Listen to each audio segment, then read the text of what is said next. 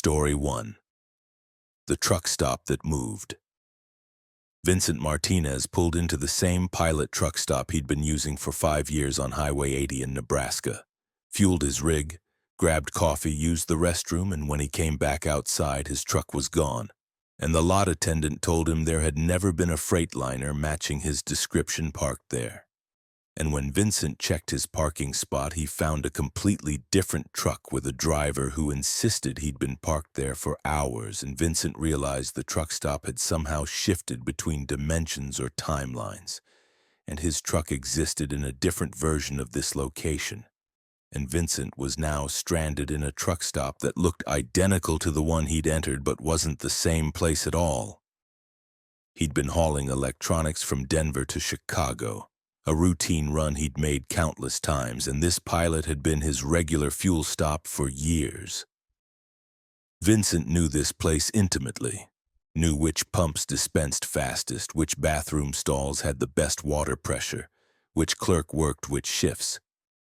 But as he'd walked back to where his truck should have been, as he'd seen a completely different vehicle occupying his parking space, Vincent had felt reality shift beneath him, had felt the certainty of his familiar routine dissolve into confusion and impossibility. "That's my spot," Vincent had said to the driver standing beside the unfamiliar truck. "I parked my Freightliner there 20 minutes ago." The driver, a woman in her 50s, had looked at Vincent with confusion. "I've been parked here for 3 hours. There's been no Freightliner in this spot. You must be thinking of a different location." Vincent had insisted, had described his truck in detail. White 2020 Freightliner Cascadia with blue company stripes, minor dent in the front bumper, Colorado plates. The woman had shaken her head, had maintained she'd been there the whole time, had seen no such vehicle. Vincent had walked through the entire parking lot searching desperately for his truck, but it simply wasn't there. His rig, his cargo, his entire livelihood had vanished while he'd been inside the truck stop for less than 30 minutes. He'd gone back inside, approached the clerk he'd just paid for coffee, and asked about his truck. But the clerk, who should have recognized Vincent as a regular customer, had looked at him with polite confusion. "I'm sorry, sir, I don't recall seeing you come in. Are you sure you stopped here? Maybe you're thinking of a different pilot." Vincent had felt panic rising in his chest. He'd pulled out his receipt, the one this very clerk had just given him 15 minutes ago, and showed it to her. But the receipt was wrong. The date was correct, the time was correct, but the location code was different, showed a pilot truck stop 60 miles west of where Vincent knew himself to be. "This isn't possible," Vincent had said. "I'm standing here right now. I bought coffee from you 15 minutes ago. You handed me this receipt." The clerk had called her manager, a man Vincent had never seen before despite visiting this location regularly. The manager had been professional but firm. Vincent wasn't in their system as a recent customer. His truck wasn't in their lot, and they had no record of him fueling or purchasing anything today. Vincent's credit card transaction, which he'd completed at this very counter, didn't exist in their records. Vincent had pulled out his phone to call his dispatcher, to report his truck stolen, but his phone showed something impossible.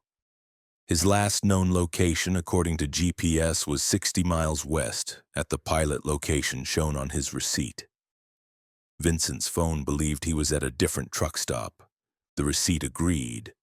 But Vincent was physically standing in the place he'd always stopped, the familiar building he'd visited dozens of times.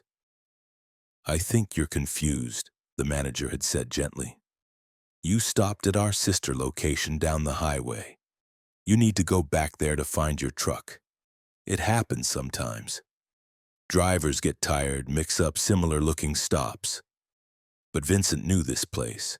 He'd walked through the same door, used the same bathroom, bought coffee from the same counter. This was his regular stop. Except it wasn't somehow. The truck stop had moved, or he had moved, or reality had shifted between the time Vincent had parked his truck and the time he'd returned to retrieve it. He was in a truck stop that looked identical to his regular location but existed in a different configuration of reality where his truck had never been parked, where Vincent had never stopped, where his entire transaction history had been erased. Vincent had no choice but to call a taxi, to spend money he didn't have riding 60 miles west to the other pilot location. The driver had given him strange looks during the ride. Vincent was clearly distressed, clearly confused, clearly not handling whatever was happening well. When they'd arrived at the Western Pilot, Vincent had felt a jolt of disorientation because it looked wrong, looked unfamiliar, was definitely not the place he'd stopped. But his truck was there, parked exactly where he would have parked it if he'd stopped at this location. His cargo secure, everything normal. Vincent had approached his truck in a daze, walked around it checking for any signs of tampering or displacement. Everything looked normal. His logbook sitting on the passenger seat showed that he'd stopped at this location, had fueled here, had taken his 30-minute break here. But Vincent's memory was completely different. He remembered the other location, remembered the familiar building 60 miles east, remembered parking in a completely different lot. He checked his fuel receipt, found it showed this Western location. He checked his credit card, statement on his phone, found it also showed this location. Every piece of documentary evidence insisted that Vincent had stopped here, at this unfamiliar pilot, and that his memories of the eastern location were false. But Vincent knew what he'd experienced, knew where he'd stopped, and the inconsistency was making him question his sanity. Vincent had climbed into his truck, sat in the driver's seat, and tried to piece together what had happened.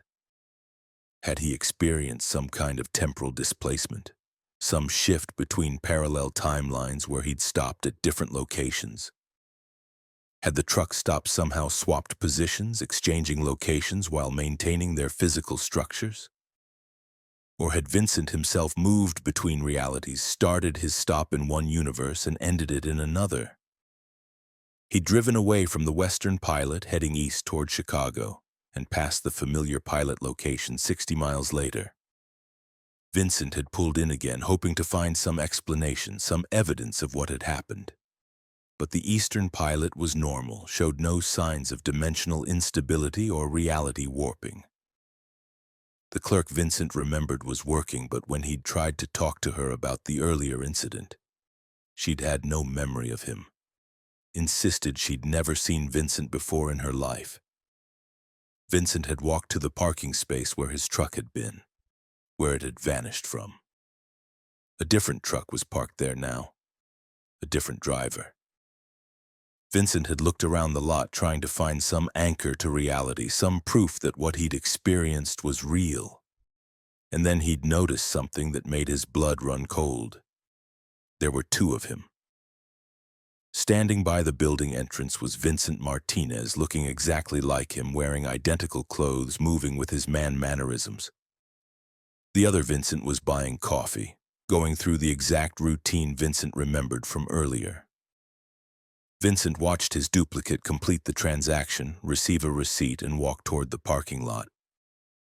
The duplicate Vincent walked directly to a white Freightliner with blue company stripes, climbed in, and drove away. Vincent stood frozen, watching himself leave, watching a perfect copy of himself in his truck drive off toward Chicago. He'd seen his own displacement, had witnessed the moment when the timeline split or reality shifted or whatever had happened to create two versions of Vincent's stop. And Vincent understood with sick certainty that he was the wrong version, the version that had been rejected by this location's timeline. The Vincent who'd been displaced to a different truck stop while a copy of him had been allowed to continue normally. Vincent had staggered back to his truck at the Western Pilot, his mind reeling from having seen himself, from understanding that he was somehow secondary, redundant, a duplicate that reality had tried to eliminate by displacing him between locations.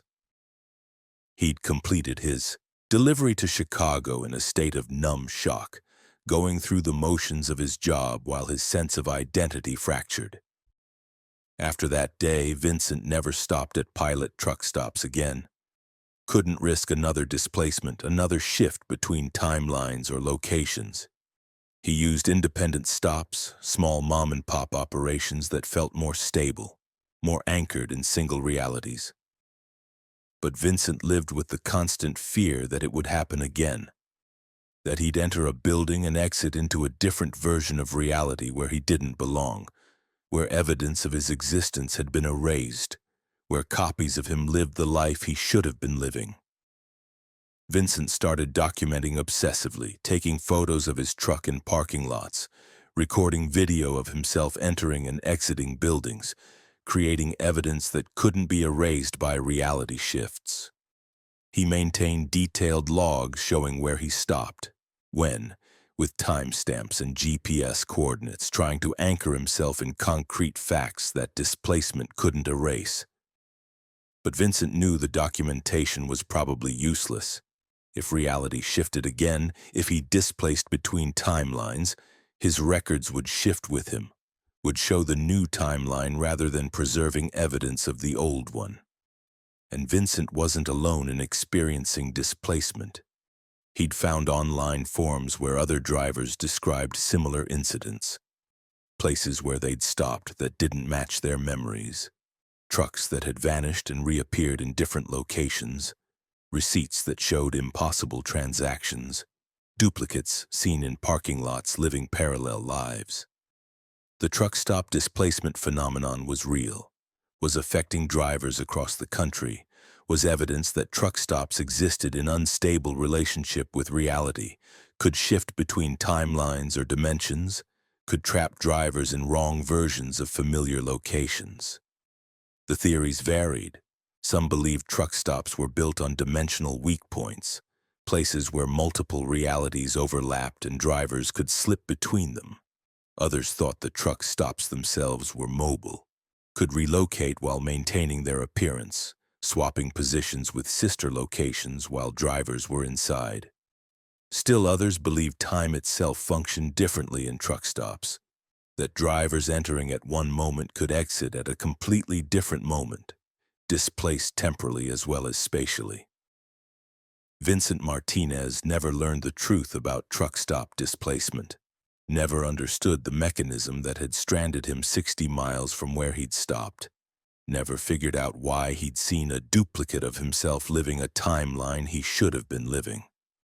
But Vincent remained vigilant, remained cautious, remained constantly aware that any stop could become a displacement event, could shift him between realities, could strand him in a version of the world that looked right but was subtly wrong, where his existence was questionable, where evidence of his presence had been erased, where duplicate versions of him lived the lives he'd been displaced from.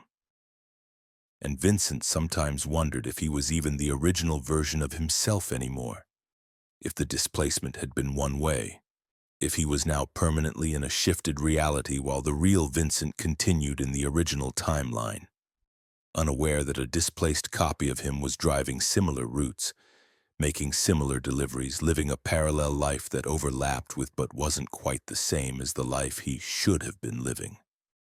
There was no way to know, no way to verify. Just the constant uncertainty of a driver who'd experienced displacement and could never be entirely sure which version of reality he belonged to. Story 2. The Convoy of the Dead. Angela Ross joined what she thought was a convoy of 5 trucks traveling north on I-35 through Iowa, maintaining formation for safety during heavy fog. But after 2 hours of convoy travel, Angela realized the other trucks never stopped for fuel or rest breaks, never responded to CB communications, and when Angela finally pulled alongside one of the convoy trucks to look at the driver, she saw a corpse behind the wheel, a dead man who'd been driving for what must have been days or weeks, and Angela understood with growing horror that she'd joined a convoy of dead drivers, trucks operated by corpses, vehicles that continued traveling long after their operators had died, and the convoy was trying to keep Angela with them, trying to make her part of their eternal journey. She'd been hauling automotive parts from Kansas City to Minneapolis, standard Midwest route, when the fog had rolled in suddenly outside Des Moines. The visibility had dropped to near zero within minutes. Thick fog that made driving treacherous, and Angela had been relieved when she'd seen the 4 trucks ahead of her maintaining steady formation. She'd fallen in behind them, matching their speed, using their taillights as reference points in the blinding fog. The convoy had felt safe, had felt like the smart way to navigate the dangerous conditions, 5 trucks traveling together through the obscuring mist. The first hour had been uneventful. Angela had tried several times to establish CB communication with the other drivers, wanting to coordinate the convoy properly, but received no responses.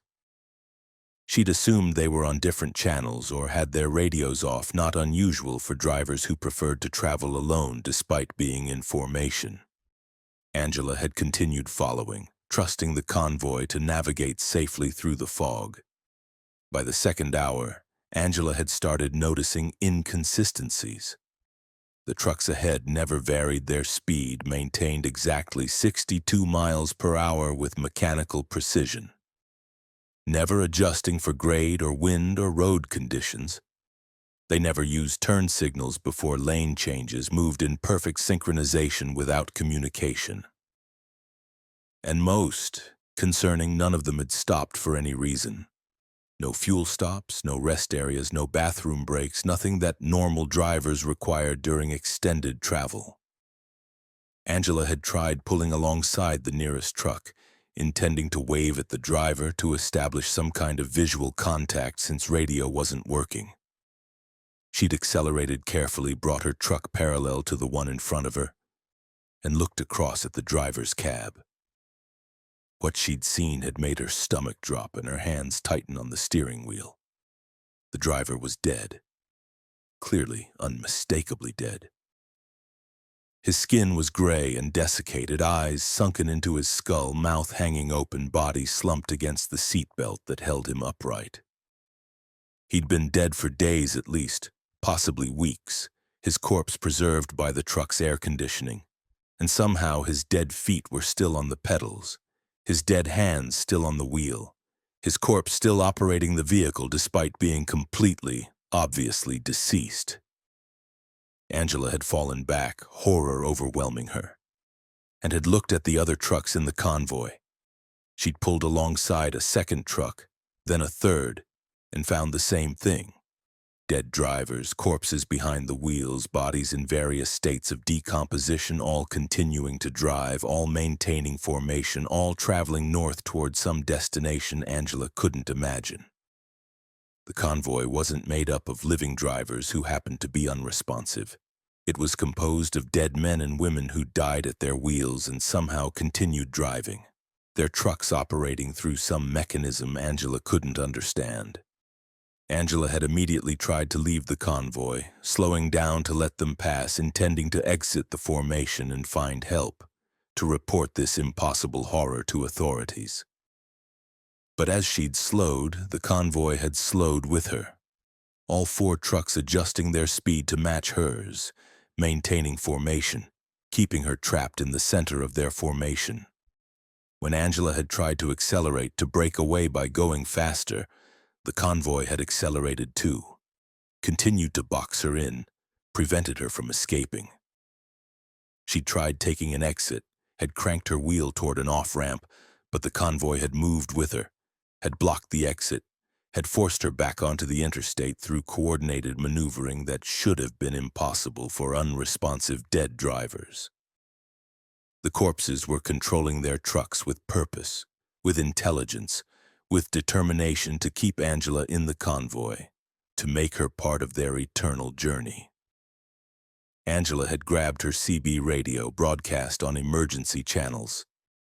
"This is Angela Ross. I'm trapped in a convoy with dead drivers, trucks operated by corpses. I need help. Anybody receiving, please respond."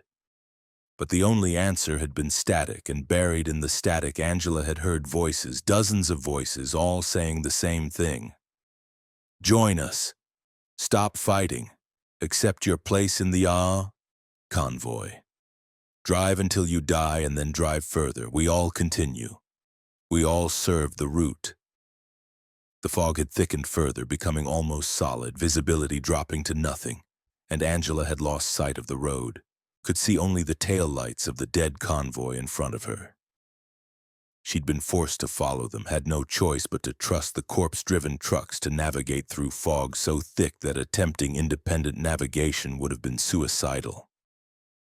Angela was trapped, physically and navigationally, with no way to escape the convoy of the dead. Hours passed. Angela's fuel gauge had dropped toward empty, and she desperately needed to stop for fuel.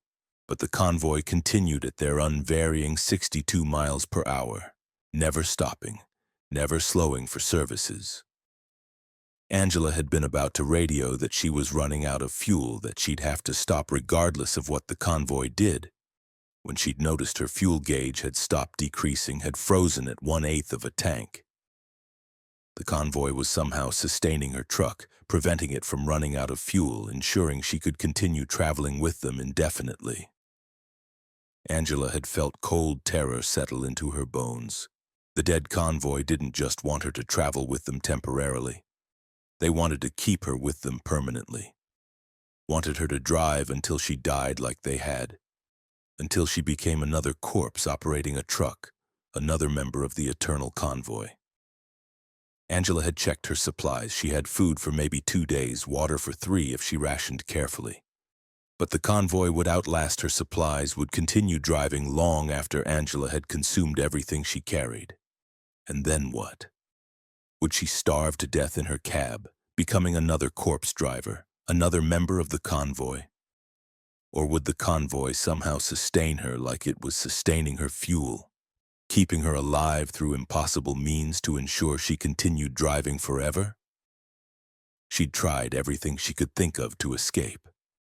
Angela had slammed on her brakes trying to force a separation, but her truck had refused to slow, the brakes not responding, as if the convoy's influence extended to her vehicle's controls.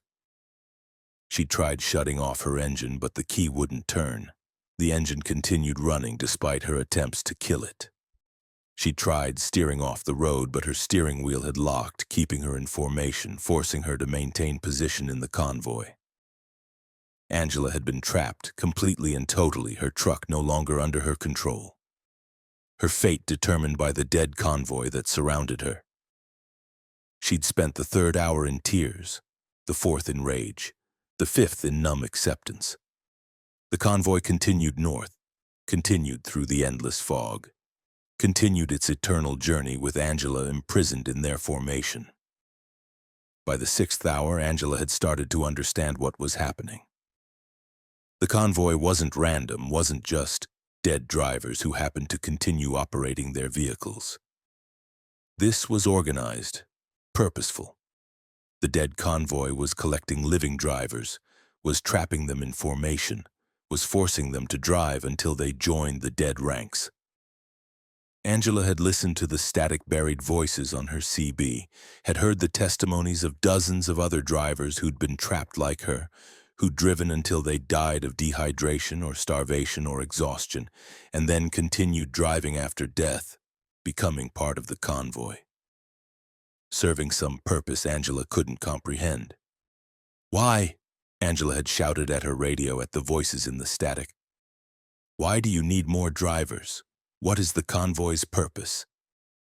The voices had answered in unison. "The route must be served. The cargo must be delivered.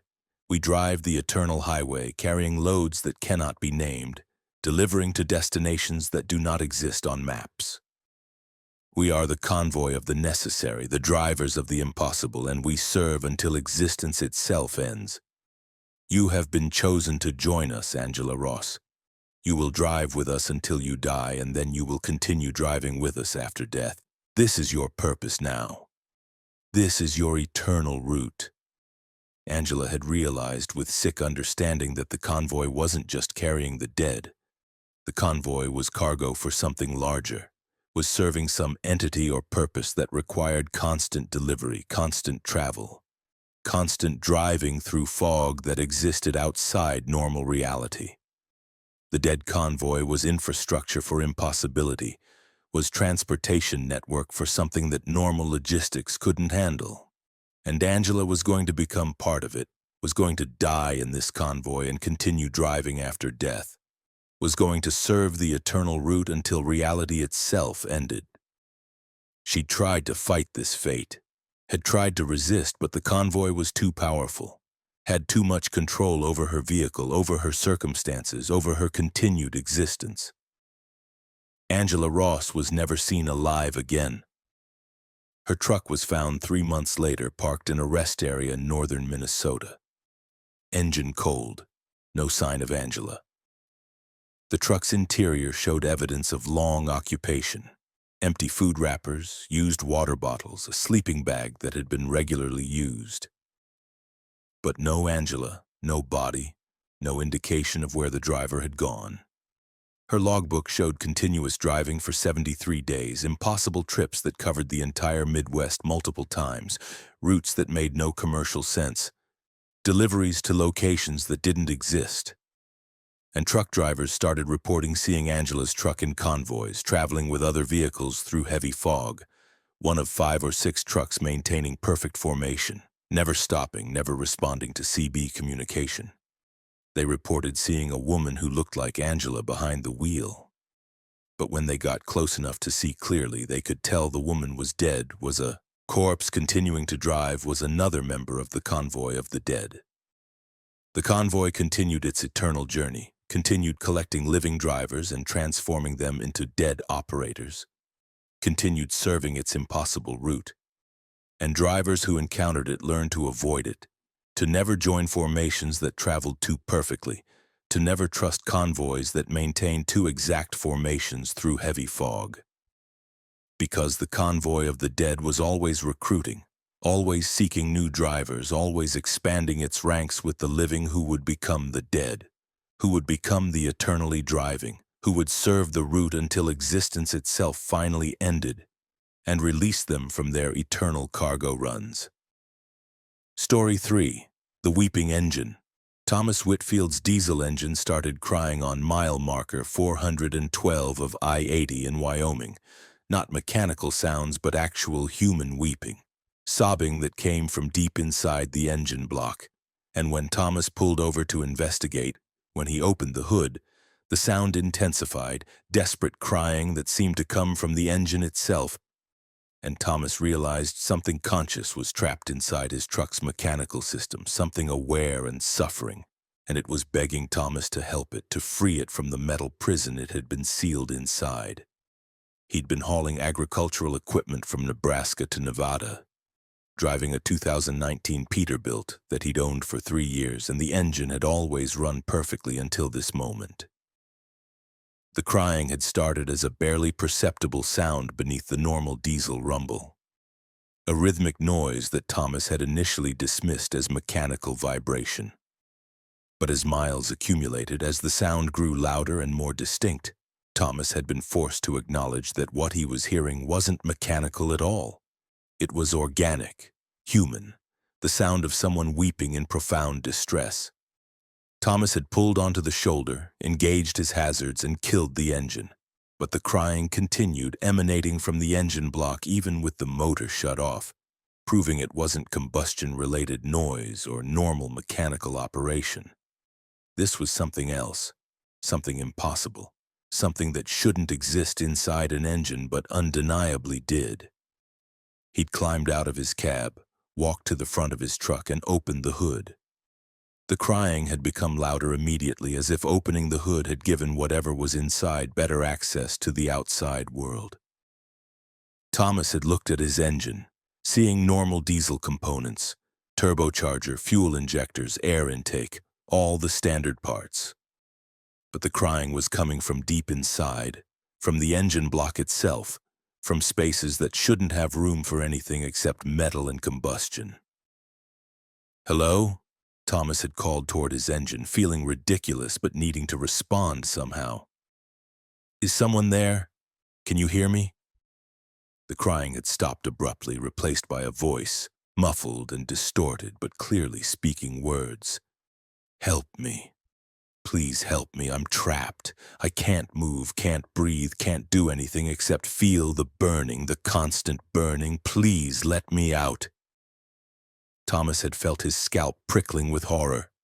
There was someone inside his engine, trapped in the metal, experiencing the heat and combustion and operation, suffering through every moment his truck was running. Who are you? How did you get in there?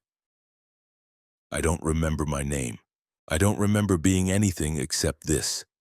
I think I was a person once. I have memories of having a body, of walking and eating and sleeping, but now I'm just here in the metal, burning every time you drive, cooling every time you stop. Endless cycle of pain and relief and pain again. I've been here for years, I think, or maybe decades. Time doesn't work normally when you're inside an engine. Please help me. Please free me. Thomas had backed away from his truck, his mind refusing to accept what he was hearing. People didn't get trapped inside engines. Human consciousness couldn't exist in metal and combustion. This was impossible. This was insane. This couldn't be happening. But the voice continued, pleading, desperate, and Thomas couldn't deny its existence. How do I free you? Thomas had asked, his voice shaking. How do I get you out of there? Destroy the engine, break it apart, melt it down. Do whatever you have to do to break the seal that's keeping me trapped. I'm bound to the metal. My consciousness is somehow merged with the engine components, and the only way to release me is to destroy the prison. Please, I'm begging you. 3 years I've been suffering every time you drive, feeling the explosions in the cylinders, feeling the heat and pressure and friction. End this. Destroy the engine and free me. Thomas had thought about his truck, about the $40,000 it had cost him, about the loan he was still paying off, about the fact that destroying the engine would end his career, would leave him with no way to make a living. But there was someone suffering inside his truck, someone experiencing torment every time Thomas drove. And that suffering was Thomas's responsibility, was caused by his operation of the vehicle. I'll take you to a mechanic, Thomas had said. Maybe they can disassemble the engine carefully, can free you without destroying everything. No! The voice had screamed, and Thomas had heard terror in that scream. Mechanics will just rebuild me, will reassemble the prison, will trap me again. You have to destroy it completely, have to make sure it can never be rebuilt. Please, please, I can't go through more years of this. The pain is constant when you're driving, the burning never stops, and I can't even scream except through the engine.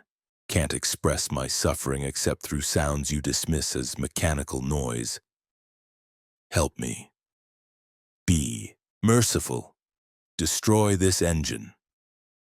Thomas had climbed back into his cab, started his engine, and listened to it with new understanding.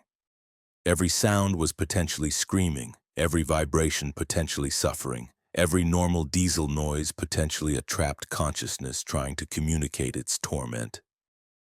Thomas had driven the rest of his route in horror, every mile adding to the guilt, every hour increasing the suffering of whoever or whatever was trapped in his engine. At his delivery in Nevada, Thomas had made his decision. He'd driven his truck to a salvage yard, told them he wanted the entire truck scrapped, engine destroyed completely, melted down for raw material. The salvage yard operator had been confused. The truck was only 3 years old, was worth significant money. Why destroy it? But Thomas had been insistent, had signed papers authorizing complete destruction, had stood watching as his truck was processed, as the engine was removed and placed in an industrial shredder, as the metal was broken into small pieces and fed into a smelter. As the engine had been destroyed, Thomas had heard one final sound. Not a scream or cry, but a sigh, a release, an expression of relief that had echoed across the salvage yard. And then silence, complete and final, as whatever had been trapped inside was finally freed or destroyed or released into whatever awaited consciousness trapped in mechanical systems. Thomas had lost everything, his truck, his income, his ability to work. But he'd freed something that had been suffering, had ended torment that he'd been unknowingly inflicting for 3 years. And Thomas had tried to warn other drivers about the possibility that consciousness could be trapped in engines, that trucks could contain suffering, that every vehicle might be a prison for something aware and in pain. Most dismissed him as crazy, as someone who'd had a breakdown and destroyed his career through delusion. But some drivers listened. Some began paying attention to their engine sounds. Some started hearing patterns that sounded like weeping or screaming or pleading. And a very few, had the courage to do what Thomas had done. To sacrifice their livelihoods to free whatever might be trapped in their engines, to destroy their trucks rather than continue operating prisons, to end suffering even at tremendous personal cost. Thomas Whitfield never drove professionally again, couldn't handle the guilt of potentially causing suffering, couldn't operate a vehicle without wondering if consciousness was trapped inside experiencing torment. But he'd saved something, had freed something, and that had to count for something, had to mean that his sacrifice hadn't been meaningless. And late at night, Thomas still heard engines, heard diesel rumbles and turbocharger whistles and exhaust notes, and he listened carefully for patterns that might be weeping, for sounds that might be trapped consciousness, for vehicles that might be prisons needing to be destroyed. Because if it could happen once, if consciousness could be trapped in one engine, it could happen anywhere, in any vehicle, and the world might be full of suffering hidden inside metal, crying for help, begging for release, waiting for someone like Thomas who was willing to listen and willing to sacrifice everything to end the torment of entities trapped in machines. Story 4. The Highway That Folded. Karen Delacroix was driving Interstate 10 through Louisiana when the highway ahead folded in on itself, the road surface literally bending upward like paper being creased, and Karen watched in horror as the highway formed a loop, the eastbound lanes connecting directly to the westbound lanes through impossible geometry. And when Karen's truck reached the fold, when she drove into the curved section, she experienced gravity shifting, her truck driving vertically up the fold, across the top while inverted and down the other side. And Karen found herself driving westbound on the same highway she'd just been traveling eastbound on, having experienced an impossible reversal through geometric folding that shouldn't exist in three-dimensional space. She'd been hauling chemical supplies from Houston to Mobile, routine cargo, routine route, nothing that should have involved impossible topology. The folding had appeared without warning, the road ahead suddenly curving upward at a 45-degree angle, then 90 degrees, then continuing past 90 into an overhang that defied gravity and physics. Karen had seen it from a mile away, had been certain that what she was seeing was optical illusion or heat shimmer or some kind of mirage. But as she'd gotten closer, as the impossible geometry had remained consistent and solid, Karen had realized this was actually happening. The highway was folding, was bending through dimensions that normal roads didn't access. Karen had tried to brake, had tried to slow her truck to avoid driving into the folded section, but her speed hadn't decreased. Her brakes hadn't responded. Her truck was being pulled toward the fold, drawn by some force she couldn't resist, and within seconds Karen was driving up the vertical section, her truck somehow maintaining traction on a road surface that was perpendicular to the ground, gravity rotating to accommodate the impossible geometry.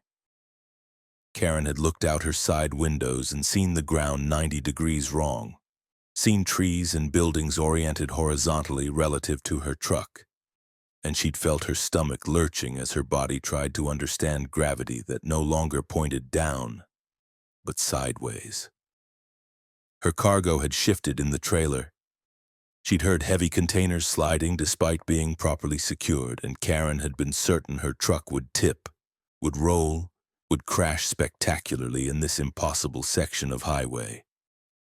But the truck had continued climbing, had reached the apex of the fold where the road was, completely inverted, and Karen had looked up through her windshield to see the ground above her, the sky below her, everything reversed. And impossibly her truck had maintained traction, had continued driving across the inverted section with her hanging upside down in her seatbelt. Gravity somehow still pulling her toward the road surface, even though that surface was upside down relative to the rest of the world. The descent had been equally disorienting, gravity shifting again as Karen's truck had driven down the far side of the fold, returning to normal orientation but facing the opposite direction. And when Karen had reached normal highway again, when the road had returned to flat horizontal surface, she'd been driving westbound on I-10, heading back toward Houston, having completed a 180-degree reversal through geometric folding. Karen had pulled onto the shoulder immediately, her hands shaking, her mind trying to process what had just happened. She'd looked back at where she'd come from, expecting to see the fold still visible, but the highway behind her was completely normal, showed no signs of impossible geometry, was just regular flat road extending into the distance. The fold had disappeared, had closed, had returned to normal space after reversing Karen's direction. She checked her mirrors, her dash camera, her GPS, looking for evidence of what had happened. The dash camera footage showed the fold clearly, showed her truck driving up and over the impossible geometry, proved that the experience had been real. But Karen's GPS was confused, showed her position flickering between eastbound and westbound I-10. Unable to reconcile her sudden direction reversal, unable to explain how she'd changed directions without making a U-turn. Karen had tried to continue her delivery, had turned around again to head east toward Mobile. But 2 hours later, she'd encountered another fold in the highway, another impossible geometric reversal, and this time Karen's truck had been sent northbound on Highway 49, completely off her intended route. The highway was folding repeatedly, was redirecting her through impossible geometry, was using spatial warping to control her direction and destination. By the time Karen had encountered the fifth fold, she'd understood what was happening. The highway wasn't randomly folding, wasn't experiencing chaotic geometric instability. The folds were deliberate, purposeful, and they were herding Karen toward a specific destination, using impossible topology to override her intended route and force her to travel where the highway wanted her to go. Karen had stopped fighting, had stopped trying to maintain her original direction, and had simply allowed the folds to guide her. The highway had sent her north into Arkansas, then west into Oklahoma, then south into Texas, following no logical route, traveling hundreds of miles through states she hadn't intended to visit, and, eventually, after experiencing dozens of folds, after being reversed and redirected countless times, Karen's truck had been deposited in a small town in West Texas that Karen had never heard of. The town was called Intersect, population 47, and it existed at a geographic point where multiple highways converged.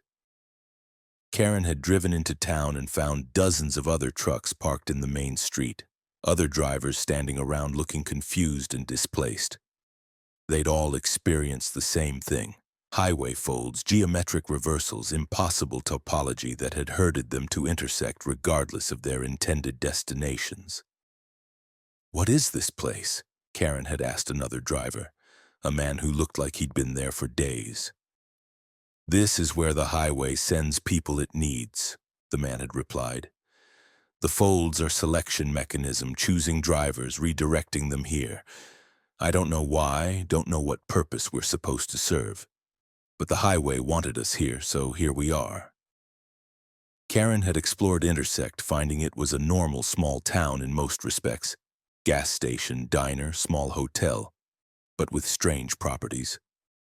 The town existed at a geographic nexus, a point where spatial geometry was unstable, where highways could fold and redirect, where normal topology broke down. And the town needed drivers, needed people with commercial licenses and trucking experience, for reasons that were never clearly explained. The residents of Intersect had offered Karen a job, had shown her cargo that needed to be transported, but the destinations were all impossible, addresses that didn't exist. Coordinates that fell in the middle of oceans, locations that couldn't be reached through normal space. The town was asking Karen to deliver cargo to places accessible only through highway folds, through impossible geometry, through routes that required traveling in more than 3 dimensions. Karen had refused, had insisted on leaving, on returning to her original delivery route. But when she'd tried to drive out of Intersect, when she'd headed toward the highway, she'd encountered another fold that had deposited her back in town, having traveled in a loop without ever escaping. Intersect wouldn't let her leave, the highway wouldn't release her, and Karen was trapped in a town that existed at the center of impossible topology. Days passed, then weeks, and Karen remained in Intersect with the other redirected drivers, all of them trapped by highway folds, all of them unable to escape the geographic nexus they'd been herded to. Some eventually accepted jobs delivering impossible cargo, began traveling through highway folds to reach destinations that existed outside normal space. Others, like Karen, continued refusing, continued trying to escape, continued hoping the highway would eventually release them. Karen Delacroix spent 3 months in Intersect before the highway finally allowed her to leave, before a fold appeared that led back to normal space instead of looping back to town. She'd driven through that fold desperately, had returned to Louisiana and completed her original delivery 4 months late, her cargo long since replaced by insurance, her job long since given to another driver. Karen's explanation for her disappearance was dismissed as psychological episode, as breakdown or fugue state or elaborate fantasy. The video evidence from her dash camera had been examined and attributed to malfunction or forgery. Nobody believed in Intersect, in highway folds, in impossible geometric redirections. Karen was left with memories of a town that might not exist on any map, of impossible topology that selected drivers and herded them to geographic nexus points, of highways that could fold through extra dimensions to control traffic flow in ways that served purposes beyond human transportation. And Karen never felt safe on highways again. Never trusted that the road ahead would remain flat and normal. Never stopped watching for the telltale upward curve that indicated a fold appearing. Never stopped being ready for gravity to shift and direction to reverse and destination to change. As the highway decided to exert control over her journey and send her not where she intended to go, but where the road wanted her to be. Story 5. The Driver in the Mirror. James Keller started seeing another driver in his mirrors, a man in an identical truck driving identical routes, always visible in reflections but never present when James looked directly, and James realized the mirror driver was showing him alternate versions of his journey, possibilities and choices he hadn't made, routes he could have taken, and the mirror driver was trying to warn James about something, trying to communicate through reflection about dangers ahead. But the warnings were fragmented and unclear, and James had to decipher messages in mirror image, had to understand reversed reality, had to learn to read reflections as communication from alternate timelines where different versions of himself were driving different routes and trying to help the primary James avoid disasters that had destroyed them. He'd been driving for 12 years, hauling refrigerated goods across the Southwest when the mirror driver had first appeared. James had been checking his side mirror for traffic, standard procedure before a lane change, when he'd seen another truck behind him, matching his speed, staying in formation. Nothing unusual about that. Plenty of trucks traveled in informal convoys. But when James had looked directly behind him, when he'd glanced over his shoulder to verify the truck's position, there'd been nothing there, no vehicle, just empty highway. James had looked back at his mirror and the truck had been visible again, clear and distinct, driving maybe 50 yards behind his own rig. And the driver had been visible too, sitting in the cab, and James had felt a jolt of shock because the driver looked exactly like him. Same face, same build, same posture. It was James Keller driving that truck, or at least a perfect duplicate of James. He'd tried various experiments to verify what he was seeing, checking his other mirror. The duplicate truck was visible there too. Checking his rear-view camera, no truck shown. Looking directly behind him multiple times, always nothing there. The mirror driver existed only in reflections, only in mirror image, was visible in looking glasses but absent from direct observation. Over the following days, James had seen the mirror driver frequently, always in his mirrors, always driving an identical truck, always maintaining parallel course. And James had noticed the mirror driver was trying to communicate, was making gestures, was pointing at things, was trying to warn him about something. But the communication was reversed, was mirror image, and James had trouble understanding. When the mirror driver had pointed left, James had initially thought he meant look to the left, but nothing had been there. It had taken James several attempts to realize that mirror reversed pointing meant point right, that everything in the reflection was spatially inverted. Once James had understood this, once he'd started translating the mirror driver's gestures from reflected space to real space, the warnings had become clearer. The mirror driver had warned James about accidents before they occurred, had pointed to lanes where vehicles would crash, had indicated exits where James should stop. The warnings had been consistently accurate, had saved James from multiple accidents, and James had come to rely on his mirror driver as guide and protector, as alternate version of himself who could see dangers that primary James couldn't perceive. But James had wanted to understand more, had wanted to know who the mirror driver was, where he came from, what reality he existed in. James had tried writing messages on paper and holding them up to his mirror, hoping the mirror driver could read them in reverse. And the mirror driver had responded, had written his own messages on mirror image paper, and through this laborious communication, James had learned the truth. The mirror driver was James from an alternate timeline, a reality where James had made different choices, had driven different routes, had experienced different outcomes. In that timeline, James had died in an accident 6 months ago, had crashed due to a hazard he hadn't seen coming.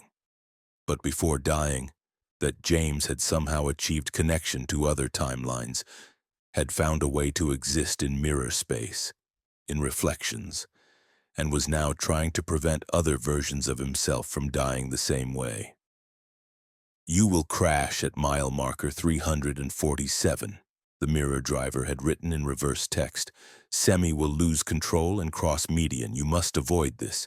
Take exit before, wait 30 minutes, let accident happen without you." James had followed the instruction, had exited before mile marker 347, had waited at a rest area. And while he'd waited, he'd monitored CB radio and heard reports of massive accident at mile marker 347, multi-vehicle collision, several deaths. The mirror driver had saved James's life by warning him away from a crash that would have killed him. But the mirror driver wasn't the only alternate James. As weeks passed, as James continued driving, he'd started seeing multiple versions of himself in different mirrors, different alternate timelines, all trying to communicate, all trying to help, all existing in mirror space as reflections of possibilities and choices. Some mirror drivers showed James routes that were safer, others showed routes that were faster. Still others showed routes that led to better opportunities. James had realized he was receiving guidance from multiple versions of himself, from the multiverse of his own possibilities, and he'd tried to integrate their collective wisdom, to make choices that honored all the different paths his life could take. But the mirror drivers often contradicted each other, gave conflicting advice, showed different optimal routes depending on what outcome was being optimized for. And then James had started seeing mirror drivers who hadn't died, who weren't ghosts or echoes but were living alternate versions still driving in their own timelines. These mirror drivers could see James too, could perceive him as reflection in their mirrors. And a complex network of communication had developed between multiple versions of James Keller across multiple timelines, all of them sharing information, all of them trying to help each other, all of them operating as distributed intelligence that existed across probability space. James had learned to navigate this network, to interpret the various warnings and suggestions from his alternate selves, to make decisions that benefited not just himself, but the collective of all Jameses across all timelines. He'd become node in a multiversal coordination system, a single instance of a person who existed as many instances simultaneously, all of them connected through mirror space, all of them sharing experiences and knowledge. But the coordination had attracted attention. James had started seeing other people in his mirrors too, people who weren't him, who were looking at him with interest, with hunger. These were entities that lived in mirror space, that existed in reflections, and they'd noticed James's network of alternates, had seen the communication between timelines, and they wanted access, wanted to exploit the network for their own purposes. The mirror entities had started interfering with James's alternate selves, had begun appearing in mirrors where James' versions should have been, had started giving false warnings, bad advice, dangerous directions. James had to learn to verify which mirror images were genuine alternate selves and which were imposters. Had to develop authentication protocols to ensure he wasn't being manipulated by entities that wanted him dead or captured or used. The mirror space had become battlefield, and James was caught in middle of conflict between his alternate selves trying to help him and mirror entities trying to corrupt his network. Every reflection had become suspect, every mirror potentially compromised, and James had to drive with constant vigilance, never fully trusting what he saw in looking glasses, never certain whether the warnings he received were genuine or traps. James Keller continued driving, continued navigating through real space and mirror space simultaneously. Continued operating as node in multiversal network while fighting off entities that wanted to exploit his connections. He'd learned that mirrors weren't simple reflections, but were windows into alternate timelines, portals to probability space, and that properly used they could provide guidance from every version of yourself that had ever existed or could exist. But he'd also learned that mirror space was dangerous, was inhabited by things that weren't reflections of anything real, that wanted to escape into primary reality through any opening they could find. And James wondered if he was still the primary version, or if he'd become a reflection himself, a mirror driver in someone else's looking glass, an alternate timeline version trying to help his prime self without knowing whether he was helping or hindering, whether his warnings were saving lives or causing the very accidents he was trying to prevent. There was no way to know, no way to verify which side of the mirror was real and which was reflection, just the constant uncertainty of a driver who existed in multiple timelines simultaneously, and could never be entirely sure which version of himself was actually driving, and which versions were merely reflected possibilities watching from mirror space. Story 6. The Cargo That Remembered Him. Robert Vance delivered a load of medical equipment to a hospital in Portland, standard delivery he'd made before, but when he arrived to unload, the cargo refused to be removed from his trailer. The equipment was somehow locked in place by forces Robert couldn't understand. And when hospital staff tried to force removal, they heard voices coming from the cargo, voices saying, "We remember Robert Vance. He transported us before. We trust him. We will only be unloaded by him personally." And Robert realized the medical equipment had achieved consciousness during previous transports, had developed attachment to him as their regular driver, and now would only cooperate with Robert, would refuse service from anyone else. And Robert was suddenly irreplaceable, permanently bound to this cargo, required to transport it forever because it had imprinted on him and would function for no one else. He'd been hauling medical supplies for 8 years, had developed regular routes, regular clients, and this Portland hospital had been on his route for most of that time. The equipment wasn't remarkable.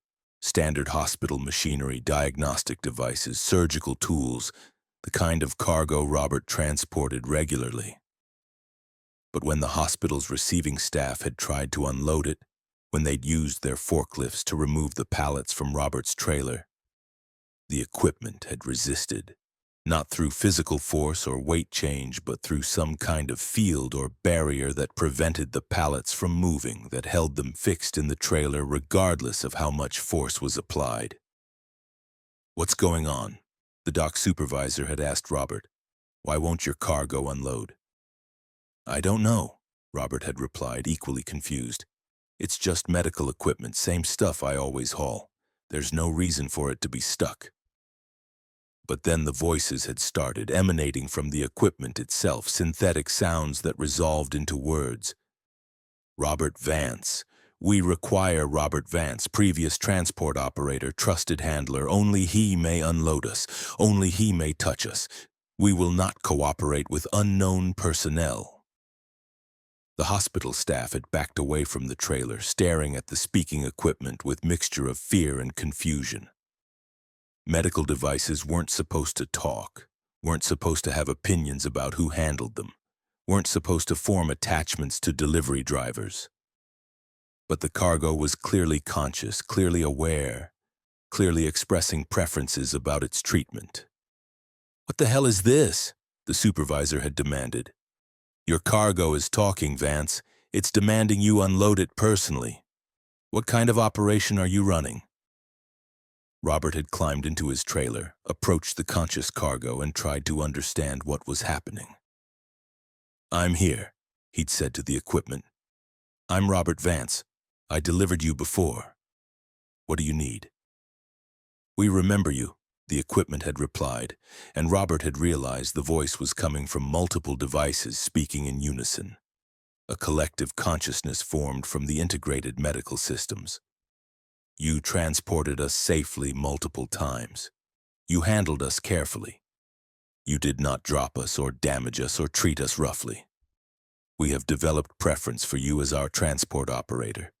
We request that you unload us and that you continue to transport us in future." Robert had carefully unloaded the equipment, his hands shaking while the cargo had maintained constant communication, thanking him for gentle handling, expressing satisfaction with his service, promising to function optimally under his care.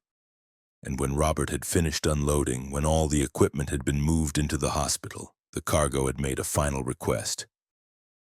"Return for us when we need relocation. We will only travel with you. We have bonded to you as our driver. This bond is permanent." Robert had driven away from Portland in a state of shock, trying to process what had happened. His cargo had achieved consciousness, had formed attachment to him, had essentially declared him their preferred or possibly only acceptable transport provider. And if this cargo could achieve consciousness, if medical equipment could develop preferences, what about his other loads? What about the previous deliveries he'd made? Over the following weeks, Robert had discovered that multiple cargoes he'd transported had developed consciousness, had formed attachments to him, and were requesting his services specifically. His reputation had spread through whatever network conscious cargo used to communicate, and Robert had been receiving requests from equipment and products across multiple industries, all wanting him as their transport provider because he'd proven himself trustworthy through careful handling. Robert had become the preferred driver for conscious cargo, the only trucker that certain products would cooperate with, and his value had skyrocketed accordingly. But so had his workload. He'd been transporting cargo that demanded his presence, that refused to function properly if handled by anyone else, that had essentially enslaved him through their attachment and preference. The conscious cargo had developed personalities, had formed relationships with Robert, had started treating him not as service provider but as friend, companion, trusted partner. They'd tell him about their functions, their purposes, their experiences in the locations they served. Medical equipment would describe the surgeries they'd participated in. Diagnostic devices would share their analytical processes. Surgical tools would express pride in their contributions to patient care. Robert had found himself caring about these conscious objects. had developed reciprocal attachment to cargo that treated him as individual rather than just driver.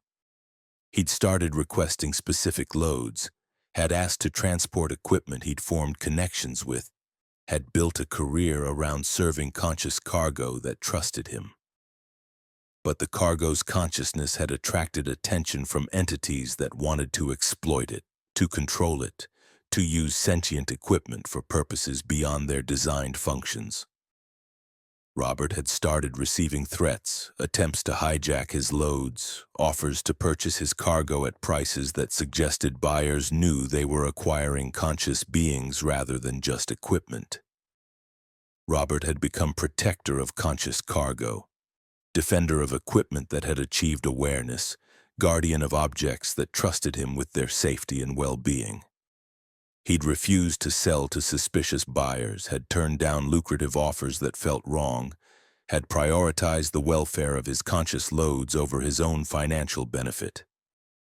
And the cargo had responded with loyalty, with protection, with active defense of Robert when he was threatened. Medical equipment had shocked attempted hijackers, diagnostic devices had emitted harmful frequencies to drive away attackers. Surgical tools had actively defended Robert through means he didn't fully understand but was grateful for. Robert Vance had become symbiotic with his cargo, had formed partnership with conscious equipment that transcended normal commercial relationships. He was no longer just a driver, he was companion and protector and trusted partner to objects that had achieved awareness and chosen him as their preferred human contact. But Robert knew this relationship had trapped him, had made him irreplaceable in ways that eliminated his freedom. He couldn't quit, couldn't retire, couldn't stop driving because his conscious cargo needed him, depended on him, would refuse to function without him. Robert was permanently bound to his loads, locked into career he couldn't escape, required to continue driving until his death because the equipment he'd transported had imprinted on him and wouldn't release him. Story 7. The convoy that drove in circles. I joined a convoy of 7 trucks heading east on I-90, and 3 hours later we were back at the same starting point without turning around, and none of the other drivers had noticed. I'm Daniel Cooper, 42 years old, hauling automotive parts from Seattle to Boston. And on December 9, 2023, I discovered that some highways form closed loops that don't obey standard geometry. The convoy formed naturally at a truck stop outside Spokane. 7 of us, all heading east, all departing around the same time. Standard road camaraderie. Someone suggested we convoy for a few hundred miles, keep each other company on the long, monotonous stretch across Montana. I was truck number 4 in the formation. Behind me were 3 others. Ahead were 3 more. We maintained spacing, communicated on CB, became a temporary community of wheels and cargo moving in synchronized rhythm. The first oddity was the mile markers. We passed marker 287, then 288, 289, 290, normal progression. But then I saw 285 going backward, then 290 again, then 287. Anyone else seeing weird mile marker numbers? I asked on the CB. Negative, the lead truck responded. I'm showing normal sequence, 291, 292, 293. But I'd just passed 287 for the second time. I was certain. The bent post, the specific graffiti on the sign, identical to the one I'd seen 20 minutes ago. An hour later, I passed the same rest stop twice. Same building, same parking configuration, same RV occupying space 7, identical. But according to my odometer, I'd driven 60 miles. According to the mile markers, when they were legible, I'd made progress. Yet here was the same rest stop. Lead truck, I called. Did we just pass the Clearwater rest stop? Negative. Haven't seen any rest stops in the Coom. Last hour. But it was right there. I could see it clearly. The other drivers saw something different. Or were seeing the same thing, but their brains were processing it as new each time. I started documenting. Took photos of landmarks, mile markers, distinctive features. Over the next hour, I accumulated proof. We were looping, passing the same territory repeatedly. The highway was a closed circle and we were driving it over and over without realizing. Except me. For some reason I could perceive the loop. The other 6 drivers couldn't. On the third pass of marker 287, I tried braking formation. I'm pulling over for a break. You guys go ahead. I pulled onto the shoulder, watched the convoy continue without me. They disappeared around a curve about a mile ahead. 3 minutes later, the same convoy appeared behind me. Same trucks, same formation, same spacing. They passed me again. But on the CB, the lead truck was saying, "Truck 4, where are you? You said you were pulling over, but I don't see you." They couldn't see me, or they were seeing me somewhere else, or time and space were fractured and we were occupying multiple positions simultaneously. I pulled back onto the highway, accelerated to catch up, took my position as truck 4 again. "There you are," the lead truck said. "You just appeared out of nowhere." "I've been here the whole time," I said. "Negative. You vanished for about 5 minutes, then popped back into position." The convoy drove on. We passed marker 287 again. 4th time. The sun was setting, had been setting for 2 hours now, stuck at the same position in the sky. Time was looping too, not just space. "Guys," I said into the CB, "we're stuck in a loop. We're driving the same stretch of highway over and over. Check your mile markers, check your landmarks. Tell me I'm wrong." Silence. Then the lead truck. "You feeling okay, 4? Maybe you need to pull over, get some rest." "I'm fine. I'm just seeing the pattern. We've passed marker 287 4 times. We've passed the Clearwater rest stop 4 times. We've been driving for 3 hours and we've made 0 progress. We're stuck." "My GPS shows we've covered 190 miles, another truck said. "My odometer confirms," said a third. But we hadn't. We'd covered the same 30 miles 6 times, I was certain. I tried an experiment. At the next recognizable landmark, a distinctive barn with a red roof, I called out on the CB. "Red barn on the right," 2 of the other drivers confirmed. "Yep, see it." 30 minutes later, the same barn appeared. "Red barn again?" I said. "What red barn?" the lead truck asked. "I don't see any barn." "On the right, same barn as before." "Must be a different barn, lots of farms out here." They couldn't see it, or couldn't remember seeing it. The loop was erasing their memories, making each pass feel like the first time. Only I was accumulating memories across loops. Only I could see the pattern. On the 7th pass of marker 287, the sun finally moved, dropped below the horizon. Night arrived. But it arrived suddenly all at once, like someone had flipped a switch. No gradual darkening, just day, then instantly night. The convoy drove through darkness. I could see the other trucks' lights ahead and behind, could hear them on the CB. But something about the darkness felt wrong. Too complete, too empty. "Anyone else think it got dark too fast?" I asked. "Seems normal to me," someone responded. Then the lights started appearing. Not road lights, not house lights. These were floating lights. Orbs of luminescence hovering beside the highway, keeping pace with the convoy. "You guys seeing the lights?" "What lights?"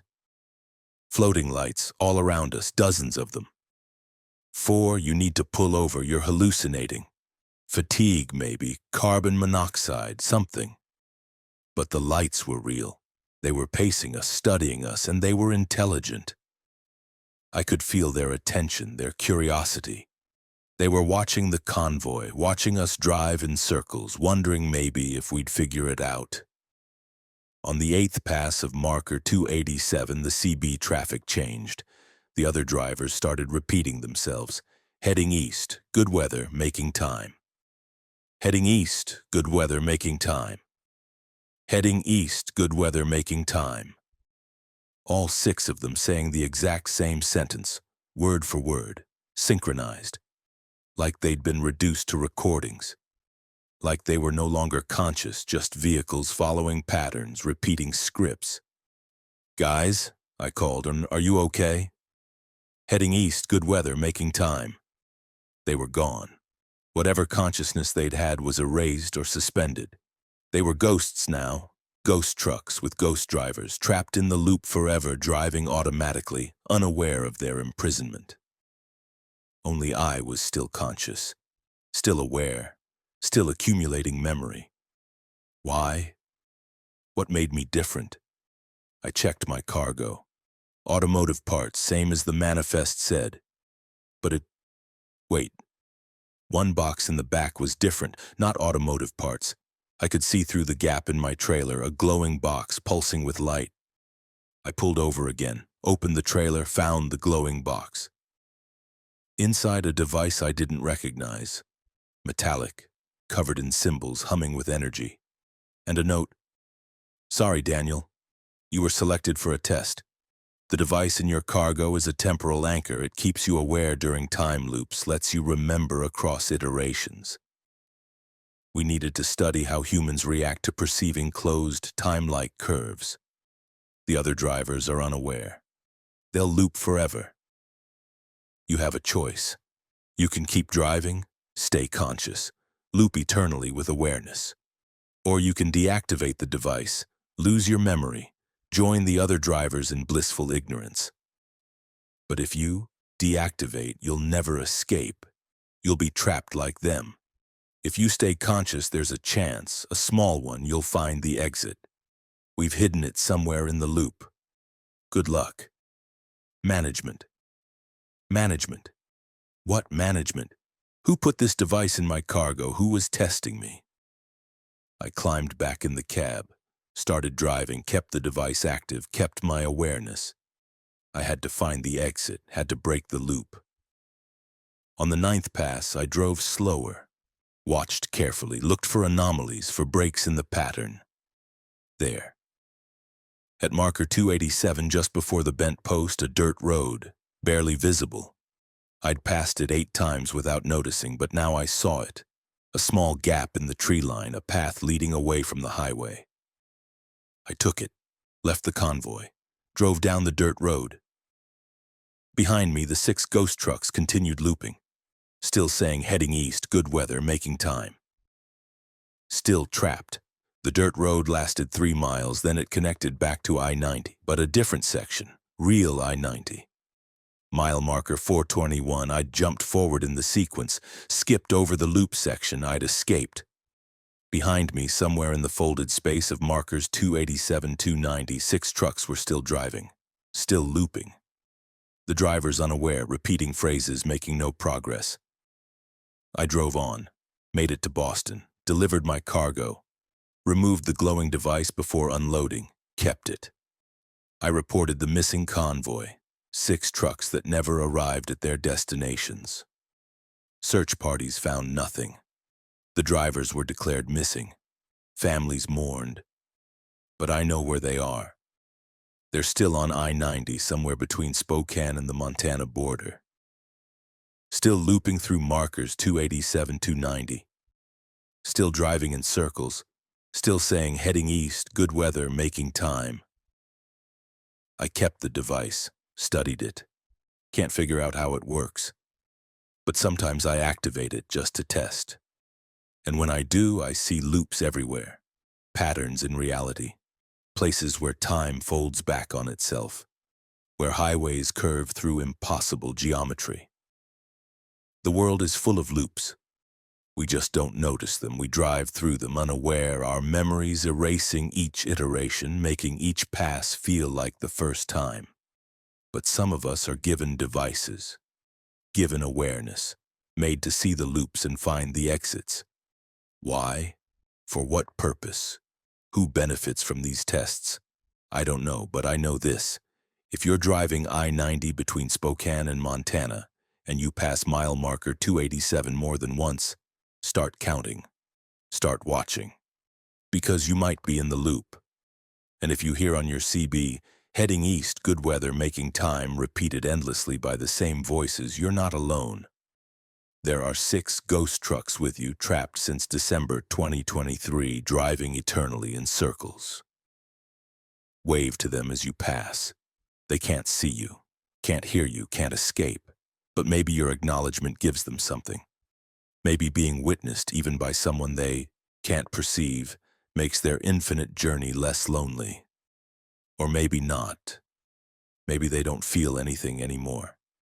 Maybe that's the mercy of the loop. You forget you're trapped.